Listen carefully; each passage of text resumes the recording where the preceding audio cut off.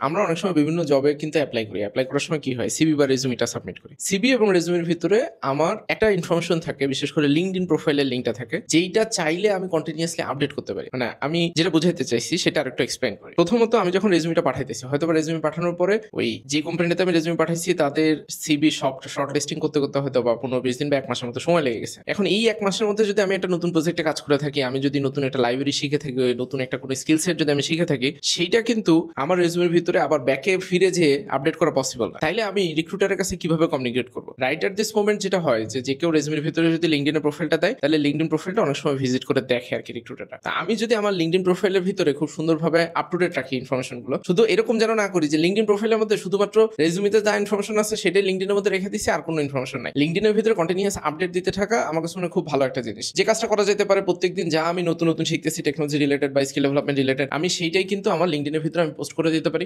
অথবা আমি চাইলে যে কাজটা করা যেতে পারে যে আমার কোনো একটা পোর্টফোলিও প্রজেক্ট করতে যে আমি কি ধরনের চ্যালেঞ্জের মধ্যে পড়ছিলাম, কি ধরনের ফেইলিওর আমার সম্মুখীন হইতে হয়েছে বা কি ধরনের চ্যালেঞ্জেস হয়েছিল, সেই প্রত্যেকটা জিনিস আমি যদি ছোট ছোট পয়েন্ট আকারে জাস্ট আপডেট করে দিই। আর কেউ বলে যে ভাই আমি লিঙ্কডিনের ভিতরে কিভাবে পোস্ট করব, আমি তো ইংলিশে লিখতে পারি না, আমি তো বুঝতেছি না কি করব, তাইলে তো ভাই খুবই খুবই বিপদ। তুমি যদি ডেভেলপার হইতে চাও বা টেকনোলজি ফিল্ডে কাজ করতে চাও, এন্ড দেন তুমি যদি এই টাইপের একটা এক্সকিউজ দাও, তাও তুমি যদি চ্যাট জিপিটি ঠিকঠাক মতো ইউজ করে একটা কন্টেন্ট বা একটা লেখাই তুমি তৈরি করতে না পারো, ডেভেলপমেন্টে যেহেতু আরো বেশি চ্যালেঞ্জ হবে আর কি, আমার কাছে মনে হয়। তো যাই হোক, ইন্টারেস্টিং জিনিসটা মাথায় আসলো। তো এইটা সবাই যদি মাথায় রাখা যায় যে ভাই আমার রেজুমিতে কিন্তু একদম আপ টু ডেট ইনফরমেশন দেওয়া সবসময় হয়তো পসিবল না, কিন্তু আমার লিঙ্কডিনে আমি গতকালকেও কি শিখছি সেটা যদি আমি দিয়ে দিতে পারি, আর রিক্রুটার যদি আজকে এসে দেখে আই হ্যাঁ এই ছেলেটা তো একদম আপ টু ডেট থাকে সবসময়, টেকনোলজি লার্নিং এন্ড এভরিথিং এর সাথে সবসময় আপ টু ডেট থাকতে, স্যার লিঙ্কডিনে লাইক কমেন্ট পায় না পাই বা কেউ আমার পোস্ট দেখছে না দেখছে ডাজেন্ট ম্যাটার, কারণ লিঙ্কডিনে কিন্তু লাইক কমেন্টের ফ্যাক্ট না, ফ্যাক্ট হইতেছে ওই যে একটা পার্সন, ওই রিক্রুটার যেদিন প্রোফাইলটা দেখবে সে দেখবে আচ্ছা এই ছেলেটা তো অনেক ইন্টারেস্টিং জিনিসপত্র পোস্ট করে, ও অনেক কিছু নতুন নতুন শিখতেছে, বিগত 1 মাসে তো অনেক কিছু শিখছে, তাহলে এই ছেলেটার ভিতরে মনে হয় এনথুজিয়াজম আছে, ওকে দিয়ে একটা কাজ হবে আর কি। কারণ মানুষজন কিন্তু